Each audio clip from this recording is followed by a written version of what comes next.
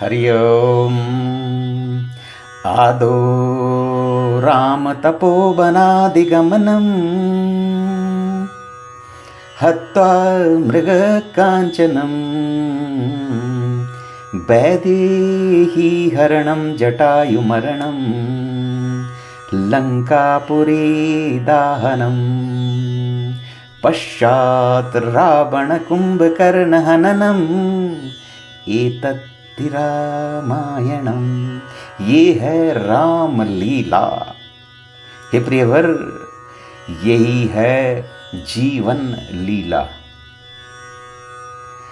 जीवन लीला,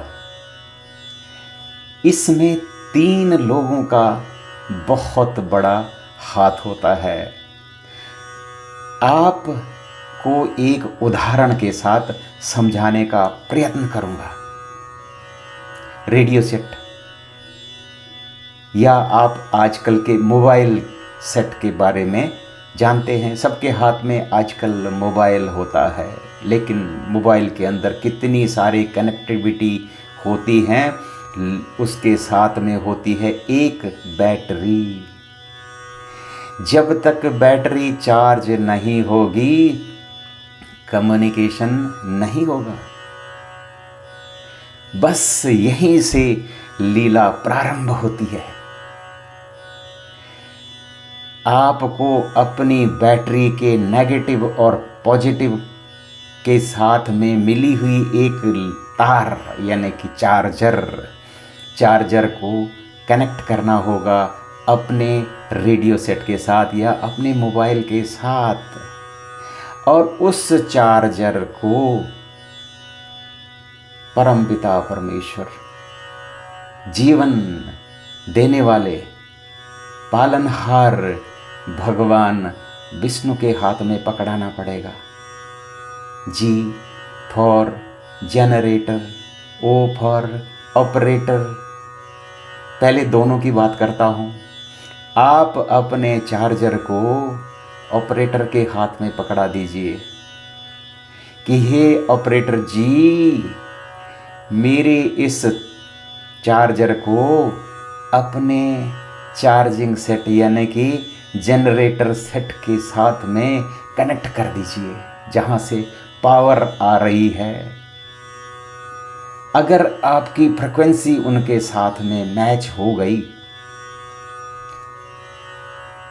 ऑपरेटर जी के साथ में, तो आपकी बात एकदम मान ली जाएगी और आपको पावर दे दी जाएगी, और आपकी बैटरी थोड़ी ही देर में हो जाएगी चार्ज, और फिर आप कम्युनिकेशन कर सकेंगे लगातार बार बार।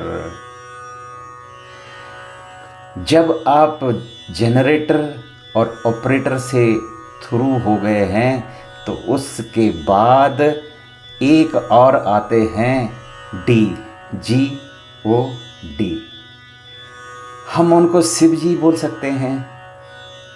अगर वो शिव, जब तक उनके साथ में ई की मात्रा, छोटी ई की मात्रा लगी हुई है, यानी कि पॉजिटिव और नेगेटिव उसके साथ में एक साथ कनेक्टेड हैं, तो वो आपका प्यार प्रेम बढ़ाता रहेगा। और जिस दिन ई की मात्रा हट गई, तो शिव नहीं रहेंगे, अर्धनारीश्वर नहीं रहेंगे। तो उनका आशीर्वाद लेने के लिए आपको अपनी बैटरी यानी कि पॉजिटिव और नेगेटिव यानी कि स्त्री और पुरुष दोनों को लगातार प्रयत्न करने पड़ेंगे, तभी जाकर घर गृहस्थी चलती रहेगी। और ऑपरेटर यानी कि भगवान विष्णु, पालनहार भगवान विष्णु की भी रोज हर समय याद आती रहेगी। आपको जनरेटर की भी याद आती रहेगी। शब्द ही ब्रह्म है, शब्दों के द्वारा। तो अपनी फ्रिक्वेंसी को लगातार याद करते रहे। अगर फ्रिक्वेंसी मैच नहीं हो रही है, तो कहीं ना कहीं कोई ना कोई समस्या तो है। अगर आपका रेडियो सेट यानी कि मोबाइल गर्म हो रहा है तो वहाँ भी कोई ना कोई कनेक्शन लूज हो रहा है। जहाँ लूज होगा वहाँ पावर उसको गर्म कर देगी। लोभ, लालच, क्रोध कहीं न कहीं स्क्रू ढीला हो रखा है मान्यवर, उसको टाइट कर दीजिए। रेडियो सेट गर्म नहीं होगा और आपका कनेक्शन लगातार रहेगा और आपका कम्युनिकेशन भी लगातार चलता रहेगा। आप खुद ही बोलते रहेंगे कि I am through sir. Core of signals का एक बहुत बड़ा उदाहरण है ये कम्युनिकेशन थ्रू करने के लिए।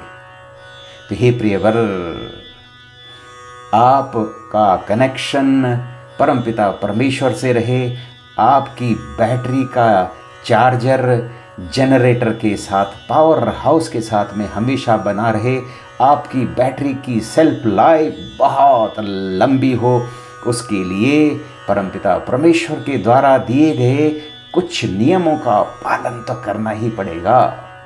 और वो है उनके दिए हुए कामों को करना। पालनहार भगवान विष्णु, उनकी आराध्या गौ माता, उनकी दूसरी आराध्या ये धरती माता, इन सब का आपको सम्मान करना होगा। धरती माता को हमेशा हरा भरा रखने के लिए आपको प्रयत्न करने पड़ेंगे। पर्यावरण की रक्षा आपको करनी होगी, गौ माताओं की रक्षा आपको करनी होगी, जीव जंतुओं को उनकी रक्षा आपको करनी पड़ेगी। पशुपतिनाथ की कृपा लगातार आपके ऊपर होती रहेगी और उनका चार्जिंग के कुछ अलग दिन हैं, वो हैं ये नवरात्रे। नवरात्रों में अपनी बैटरी को, अपने रेडियो सेट को, इस अपनी लीला को सही चलाने के लिए आपको थोड़ा सा व्रत उपवास भी करने होंगे। तो करें आप इस पर लगातार विचार कर लीजिए। मेरा प्यार भरा नमस्कार स्वीकार। जय देवभूमि उत्तराखंड और जय अखंड भारतवर्ष। जय हिंद।